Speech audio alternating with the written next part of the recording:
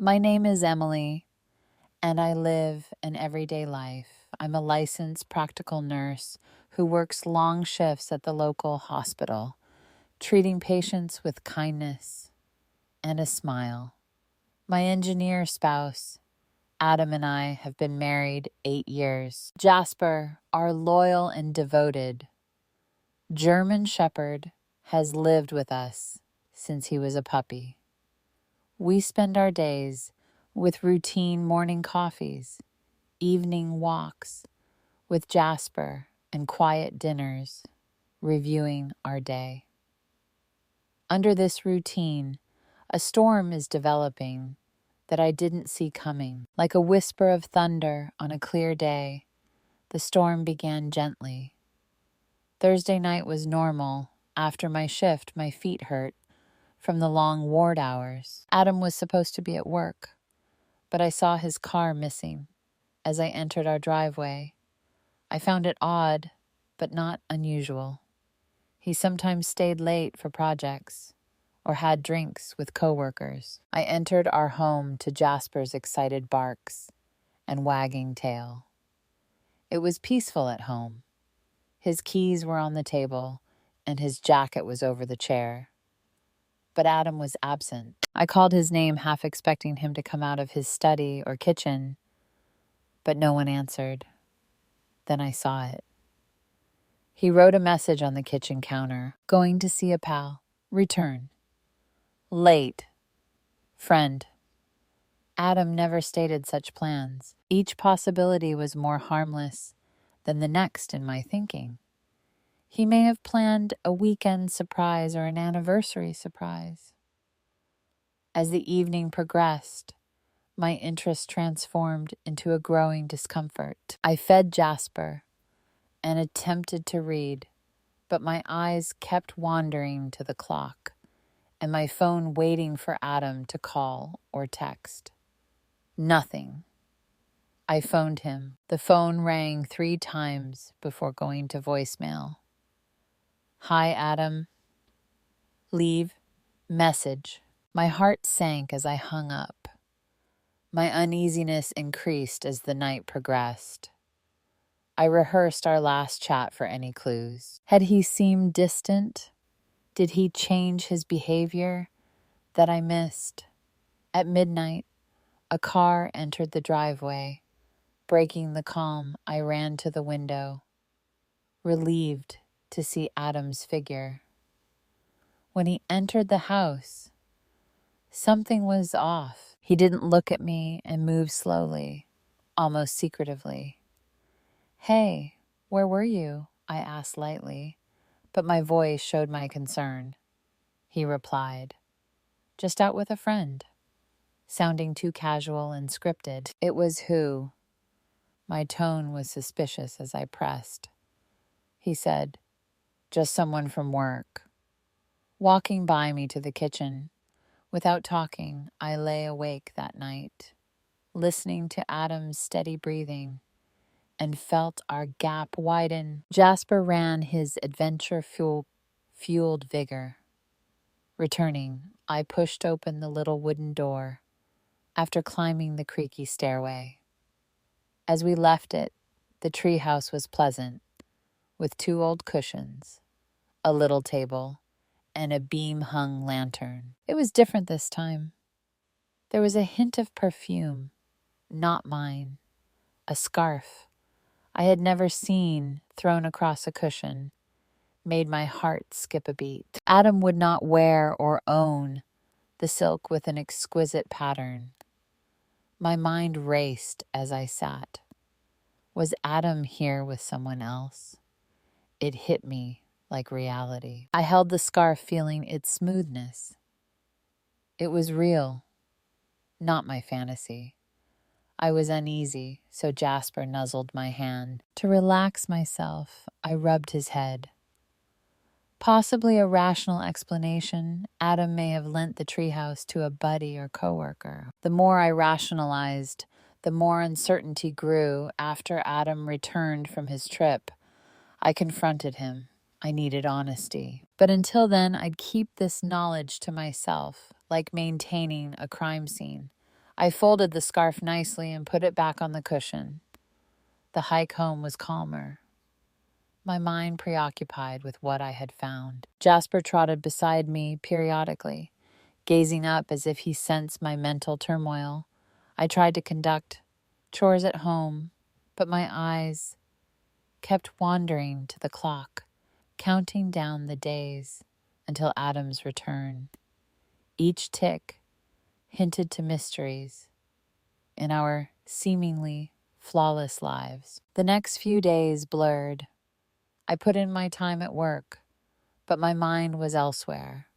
I reviewed every moment with Adam to find indications I missed. His late nights, secretive phone calls, and jewelry receipt hinted at a truth I wasn't ready to face.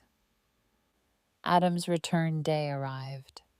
I cleaned the house and cooked his favorite supper to restore normalcy. When I heard his car pull into the driveway, my pulse raced with eagerness and fear. His smile was bright, but not reaching his eyes as he entered. "Hi, how was your week?" While placing down his suitcase, he questioned. "Was eventful," I replied, my voice firm despite my anguish. Jasper and I hiked to the treehouse. He showed a hint of shame on his face. Was it relaxing as usual? His tone was too nonchalant while asking.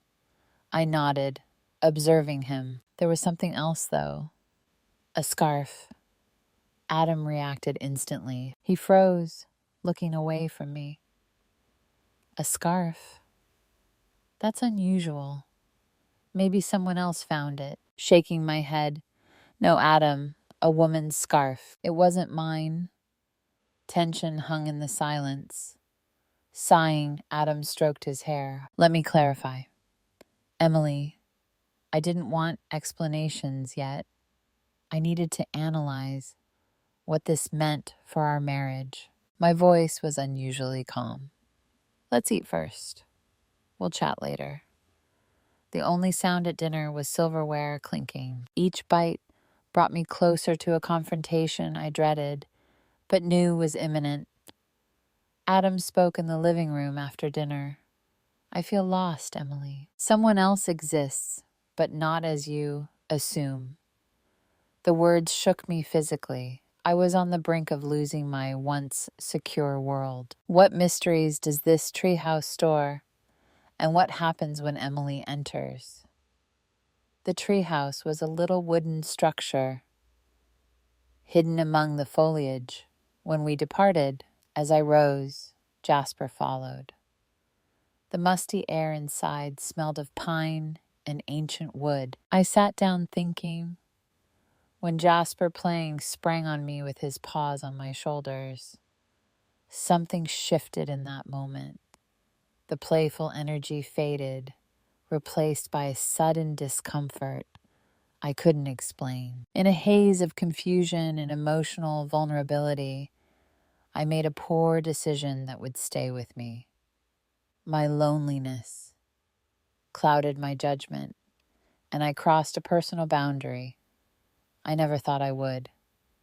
I retreated, my pulse beating with remorse and shock. Jasper glanced at me with his wide brown eyes, possibly detecting my mood change. I rose up, legs shaking, and looked out the treehouse's little window into the forest. Tree branches seemed to shut in on me, pointing at my sin. I couldn't remain the treehouse. Once a place of comfort, now felt like a space where I was forced to confront a version of myself I didn't recognize. Leave to escape the weight of what happened. Without wagging, Jasper followed me down the ladder. The wooded trail became my hallway as we returned home in quiet each step, repeating my acts. I locked the restroom door after entering our house. I started the shower to shut out my brain noise. I stepped beneath the water to wash away the guilt, but it stuck like a second skin. My phone buzzed with an Adam message as I dressed. Home shortly. I miss you. The words cut like a knife. Now, how could I confront him? Knowing my actions, how could I gaze into his eyes? I tried to chop veggies for dinner, but my hands shook. Every sound and movement seemed exaggerated, like the mansion was whispering my secrets. Adam smiled broadly and brightened his eyes with relief as he entered. How was your day? He hugged me and asked. I whispered and smiled. This was different. He either didn't detect my vocal strain or didn't comment. The talk was light over dinner, but each bite seemed like a betrayal. After watching him for signs of infidelity, I saw only the man I had loved for years. Now, unknowingly a victim of mine. Adam took my hand on the couch after dinner. He hesitantly said, I've been thinking about us and where we're heading. My heart pounded. Would he confess now? Would he ask about my day or the treehouse? I've been feeling disconnected, he said. Looking at our clasped hands, I think we should reconnect and take some time alone. Suffocating irony. His suggestion to mend our marriage came when I was still reeling from my betrayal. Knotting my throat tight with unshed tears. I could not speak that night. Lying next him, I felt our distance expand, not because of his adultery, but because of mine. The room's blackness appeared to engulf me, expressing my guilt. Days went into weeks, and my secret seemed heavier each day. Adam tried planned getaways and date nights, but I had this gloomy cloud over us. Adam's phone buzzed in the living room one night. He peered at it and then at me, expressionless. Walking outside, he remarked, I must take this. His figure against the twilight light caught my attention through the glass. His demeanor changed after the brief talk. He said that was job, but his voice lacked confidence. I realized then, via my shame, that Adam was hiding something. I was equally culpable, so how could I confront him? I visited the treehouse alone the next day. I needed to understand to find peace or closure. The familiar building mocked me as I climbed, sitting inside. I relived that day, the bewilderment, loneliness, and brief connection with Jasper. Felt like a nightmare I couldn't wake from. Silent yet persistent tears fell from me. What had I become? How had I strayed so far from my self-image? My resolve strengthened as I descended from the treehouse. I needed to confront Adam about his and my secrets. This darkness prevented us from progressing. As I waited for Adam at home, I practiced my confession, each syllable laden with truth. When he entered, his face lighted up, but I knew it was the moment. Adam, we need to talk. I murmured, my voice firm despite my storm. He took a seat looking serious. What's wrong? I started with a deep breath. I did something I regret. He looked at me with surprise and worry. What happened? I told him everything about the treehouse, Jasper, and my remorse. Adam listened with shock and pain. The silence afterward was awful. Pacing. He ran his hands through his hair. No idea what to say, Emily. I'm sorry, I whispered. He stopped staring at me with apparent sadness and understanding. I've kept things from you too, he said quietly. As he spoke, the air thickened, disclosing his transgressions and weaknesses. Two lovers now betrayed stood there. What's next? How will this mistake affect our marriage? The future was uncertain, but one thing was certain. Our secrets no longer protected us. The aftermath was immediate. I felt flooded with guilt. It was hard to look at Jasper or myself in the mirror. As I tried to act normal, days flew by, yet my actions crushed me. Adam returned, unaware of my distress. His upbeat account of his journey mocked my inner disarray. I avoided intimate moments with him for fear of revealing my secret. The quiet of our bedroom amplified my thoughts as I stared at the ceiling at night. Adam's calm breathing contrasted with my inner turmoil. The indictment of my betrayal permeated his every breath. As we ate dinner, Adam's phone kept vibrating. He peered at it and then at me, expressionless. Walking outside, he remarked, "I must take this." His figure against the twilight light caught my attention. Through the glass, his demeanor changed after the brief talk. He said that was job, but his voice lacked confidence. I realized then, via my shame, that Adam was hiding something I was equally culpable. So how could I confront him? The combination of his possible infidelity and my own toxic feelings threatened to overwhelm me. I visited the treehouse alone the next day. I needed to understand to find peace or closure. The familiar building mocked me as I climbed. Sitting inside, I relived that day. The bewilderment, loneliness, and brief connection with Jasper felt like a nightmare I couldn't wake from. Pine and earth smelled no longer comfortable. It reminded me of my mistake. Silent yet persistent tears fell from me. What had I become? How had I strayed so far from my self-image?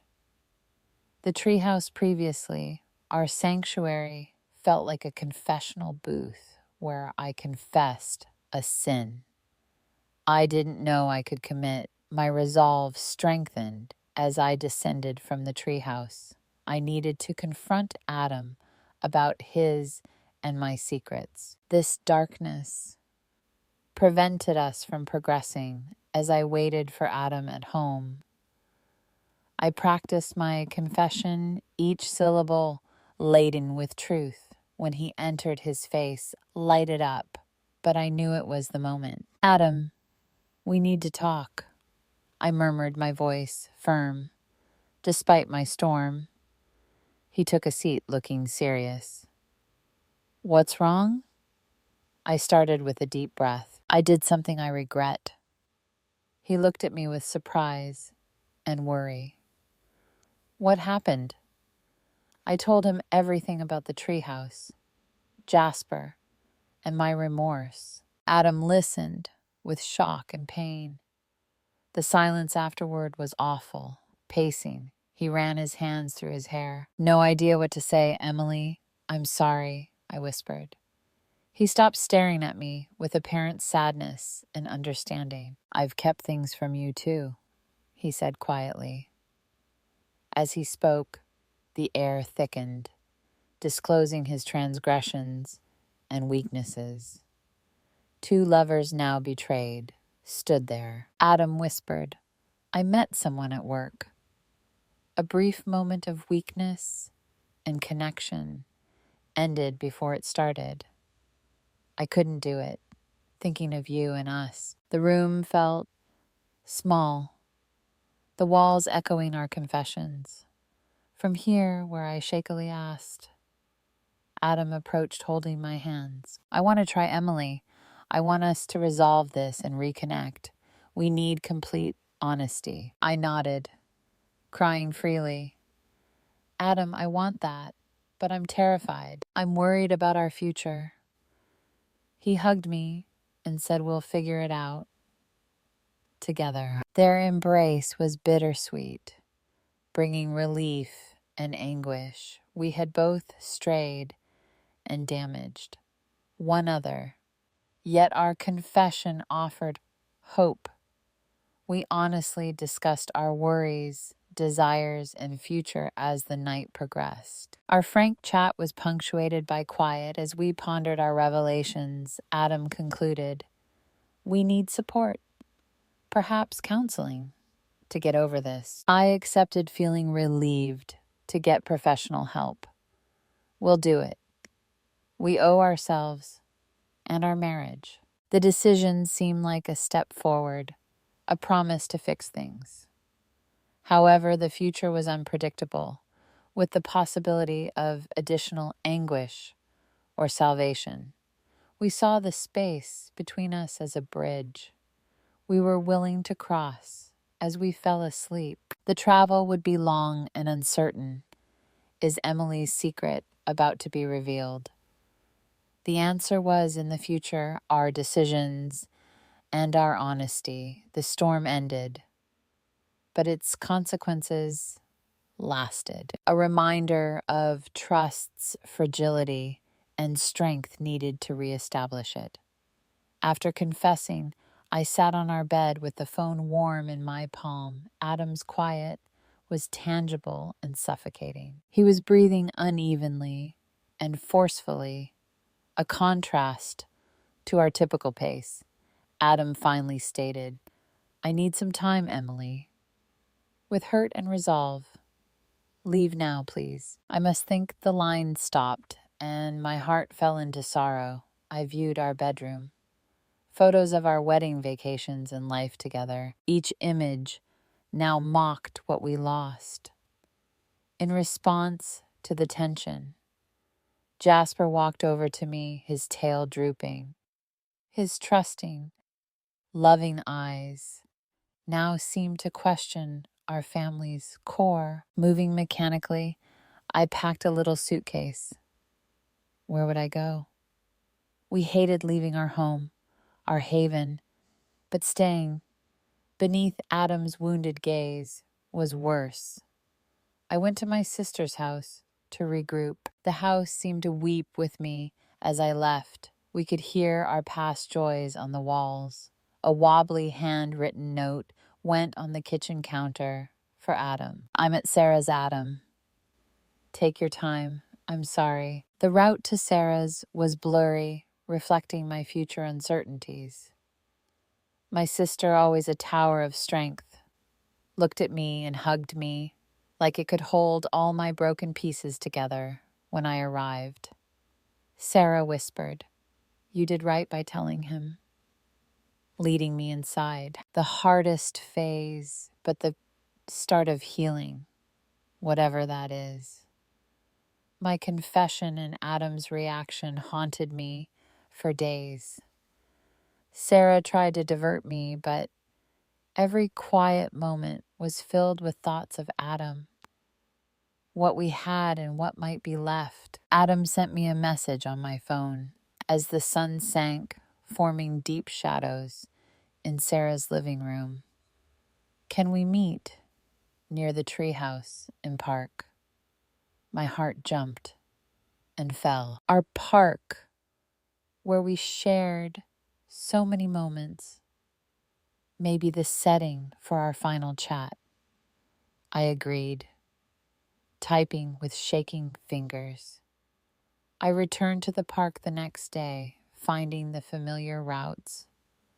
Unfamiliar. Adam was already sitting on a bench, with his back to me, with his leash connected to the bench.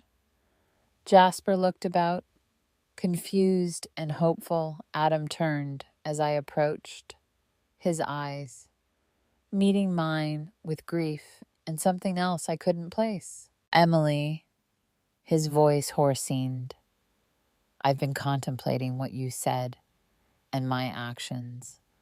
I doubt I can move on." The bench was frigid when I sat alongside him.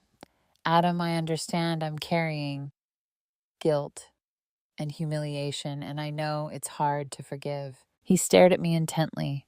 "It goes beyond forgiveness. This is about trust and rebuilding something broken. I'm seeing a counselor. They advised we understand one another's grief to find a solution, hope shimmered within me. Adam, I want that. I wish to repair my mistakes. We chatted for hours as the sun sank and the park emptied. Adam expressed his betrayal, confusion, and hurtful love for me. Listening to every word and emotion, I felt the depth of my wound. Adam, his voice breaking, added Emily, I need to know. Why? Why did that happen? The feared, yet inevitable inquiry. Adam was weak, alone, confused, and made a bad mistake. Not an excuse, but the reality. His face showed pain as he nodded. This person at work. The moment was brief. I quit because I realized what I was risking and throwing away. Our confessions burdened the air between us, exposing our weaknesses. We must decide, Emily, Adam remarked after a long pause. Do we rebuild or let go? The decision was crucial to our marriage. I felt the warmth and closeness of our past when I took his hand. I want to defend us. Adam, I'll do anything if you agree. Despite his suffering, he squeezed my hand with a timid smile. Let's try Emily. Let's try to get back. We stood up, Jasper, wagging his tail at the environment change. We approached the treehouse, a symbol of our past and future. The way was unknown, threatening, more anguish or redemption. Adam stopped at the treehouse, staring up. This place is full of memories. Maybe it can hold more. Hope began to grow as I nodded. Maybe it can. The ladder creaked as we climbed. Inside, the air was calm and full of memories. Adam pulled me near and seated. He muttered, We start here, with conviction and vulnerability. We start with love, understanding, and honesty. I leaned into him, feeling our anguish and love. The road ahead would be long, with counseling tears and tough conversations. Despite the scars, Adam's heartbeat against mine gave me the strength to rebuild, heal, and love again. The storm ended, but its consequences lasted, a reminder of trust's fragility and strength needed to reestablish it. The future was unknown, but one thing was certain. We were willing to overcome our past to build a future. The following days were filled with legal appointments, therapy, and the agonizing breakup of our shared life. Adam needed space, so I moved into a small apartment with Jasper. Our once thriving relationship was now legal paperwork and frigid exchanges. I went to therapy to comprehend my conduct and ask for forgiveness from myself, if not Adam. Jasper, always by my side, became a reminder of the emotional storm I had gone through and the need to rebuild trust. Even within myself, Adam and I agreed to separate. With divorce possibilities, my once predictable existence became a voyage of self-discovery, healing, and possibly finding peace with my past. The first few weeks in the new flat were hardest. Only the occasional yelp from Jasper or the distant buzz of city activity shattered the calm. Every nook of the apartment felt foreign, and every piece of furniture reminded us of home. I sat on my bed, staring at the blank walls, remembering our final conversation, Adam's pained eyes, and his words. My lifeline was therapy. Dr. Morgan's soothing voice and understanding gaze helped me through my emotional storm. Emily, it's vital to address what happened. Not just to comprehend it, but to forgive yourself, she said, soothing my wounds. We discussed my loneliness, the confusion that led to my meeting Jasper, and the complex emotions that followed. In one session, she questioned, "What does Adam need from you now?" It was a loaded question. Adam needed space and time to heal, but I also knew he needed honesty, something I had neglected until it was almost too late. Adam and I discussed asset division, home ownership, and Jasper's custody through our lawyers. It was strange to reduce our years together to legal and financial commitments. Each meeting distanced me from the man I loved. Despite everything, I saw Adam from afar while walking Jasper in the park. Near my flat one evening, he was alone on a bench, slumped and staring off. I wanted to talk to him and explain, but I respected his space. Instead, I watched him, feeling our gap widening with each passing second. Each paper signed during the legal proceedings took a piece of our lives away. The house, our sanctuary, was now for sale. Once cherished, the furniture was now split. Clinical and lacking the warmth and compassion that had formerly permeated those areas. I explored my identity as Emily without Adam in therapy. The question sounded frightening, but Dr. Morgan advised me to enjoy tiny things and rediscover myself. Without painting since college, I started anew. The canvas's colors contrasted with my life's grays, and each stroke helped me restore a part of myself Adam suddenly called. He said hesitantly, "Can we meet, Emily? Just to discuss us, not the divorce." My heart jumped. For a neutral meeting, we chose a cafe we had never been to together. Unspoken words filled the air across from him. "I've been thinking a lot," Adam said, not looking at me. "I also went to therapy. Learning has been rewarding. I now see your and my role in this." I listened with my hands around a warm cup of coffee, feeling the heat in my icy fingers. "Sorry, Adam," I whispered, feeling inadequate. He nodded.